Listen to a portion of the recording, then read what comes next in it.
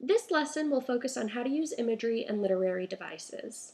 We will explore the difference between concrete and abstract images and how to use them in our writing. You can use words and concrete images to paint a picture for your reader. First, let's identify what concrete and abstract languages actually are. Abstract language is conceptual and idea-based. Things that are intangible, like democracy, beauty, and liberty, are all abstract ideas. You can't touch democracy. You can't smell liberty or hear beauty.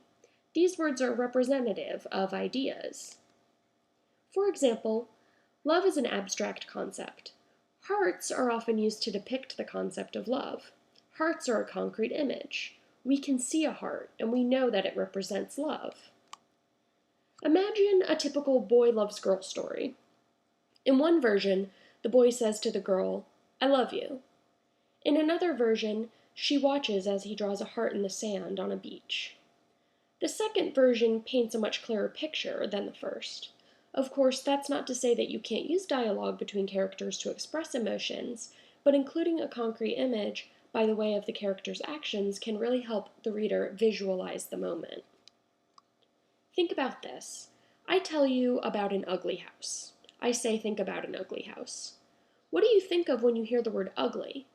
What do you think of when you hear the word ugly when talking about a house? When I give my guest storytelling lecture to students in the professional communication and presentation class, I always hear different things. Most students talk about peeling paint, puke green walls, vines growing all over the house, broken windows, broken roof shingles, rats, rotten food smells, unhinged doors, and garbage all over the lawn. As you can see, there are so many ways to describe an ugly house using concrete details, rather than just calling the house ugly. Ugly is an abstract term. The words happy and joy might be used to describe a birthday party, but those are abstract words. You can get a lot more out of the moment by describing a birthday cake, using concrete images like whipped chocolate icing and moist crumb and cream filling. Concrete images help the reader really get a taste of what's going on in the story. Many people use terms in writing that are not only way too abstract, but are also completely outdated. For example, the sweet smell of success doesn't actually mean anything.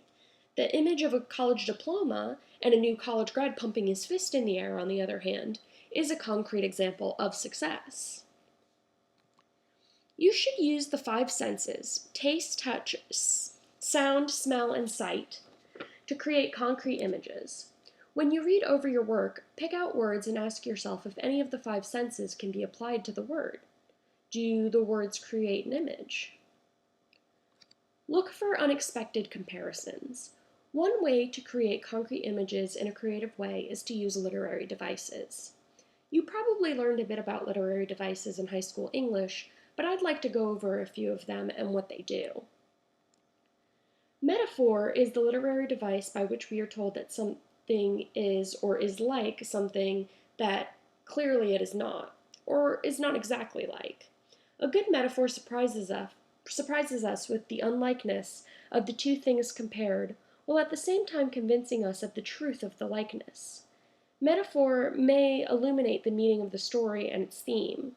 A very famous metaphor comes from Shakespeare's Romeo and Juliet. You've probably heard it. Romeo is giving his soliloquy under Juliet's window and describes her beauty using a metaphor. Juliet is the sun. Now, the comparison of Juliet to the sun, or something similarly cliché, like saying a woman is a rose, is considered a dead metaphor, which is a metaphor that's been used so much it has lost its original meaning. Your challenge as a writer is to create your own meaningful and lasting metaphors. Something like, "Our love is a book I've read more than once," is a metaphor that denotes certain things. It takes an abstract concept, love, and assigns a concrete image to it, to describe the abstract. This example is actually known as a conceit, meaning it needs more from the writer to make its true meaning clear.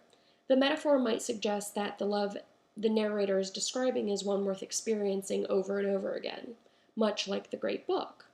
It might also suggest a certain comfortable predictability. Depending on the context of the rest of the paragraph or story, it might mean that it's old or predictable in a negative way. It really just depends on the context and the metaphor that you use. Similes are another literary device that you can use to make comparisons in your writing. A simile is like a metaphor in that it makes comparisons, but it makes them using the words like or as, whereas a metaphor does not.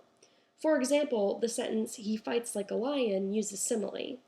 The comparison between the subject, he, and a lion denotes certain traits like strength, pride, ferocity, and power. Personification is a literary device that gives human qualities or abilities to non-human things. Fear chased him down the hall is an example of personification. Fear can't actually chase a person, but we get a certain image from that sentence about the state of the person who is afraid. Metaphor, simile, and personification are just three of many literary devices that can be used to incorporate concrete images into your work.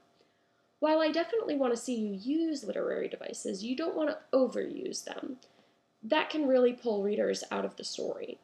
You might be wondering how many literary devices is the right number to use in your story, and unfortunately I can't give you a number. That's going to be up to you as the writer. And the way to make sure that you're not overusing literary devices is to only use ones that are truly unexpected and that really enhance rather than bog down the story.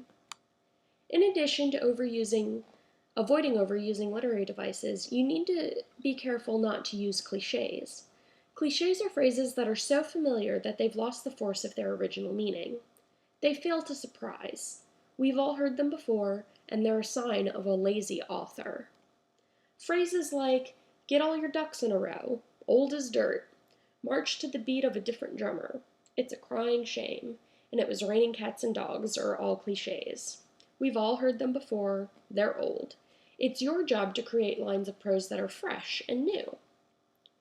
You need to be extra careful to avoid cliches when it comes to descriptions of emotions and of the way characters look.